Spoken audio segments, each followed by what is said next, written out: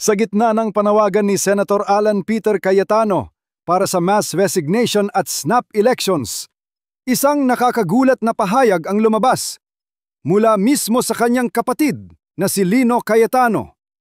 Ayon kay Lino, kung tunay ang panawagan ni Alan para sa pagbabago, dapat siya mismo ang maunang mag-resign.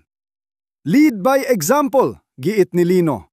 Hindi sapat ang puro salita, dapat may gawa. Isang matinding hamon mula sa loob ng pamilya. At mula rito, nagsimula ang kontrobersya. Matapang ang mensahe ni Lino Cayetano. Kung gusto mong magbago ang sistema, simulan mo sa sarili mo. Tinawag niya itong sakripisyong pampubliko, hindi para sa kapangyarihan, kundi para sa tiwala ng taong bayan.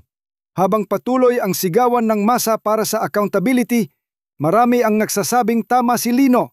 Walang saysay ang panawagan ng pagbabago kung hindi mo kayang isuko ang sariling poder. Ang tanong ngayon, handa bang harapin ni Senador Alan Cayetano ang hamon ng sariling dugo?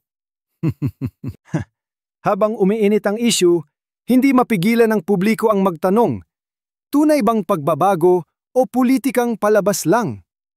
Ayon sa mga kritiko, kung talagang gusto ni Senador Cayetano na ma-reset ang gobyerno at maibalik ang tiwala ng bayan, mauna siyang magpakita ng sakripisyo. Dahil sa panahon na yon, hindi na sapat ang salita. Kailangan ng leader na handang bitawan ng poder alang-alang sa bansa.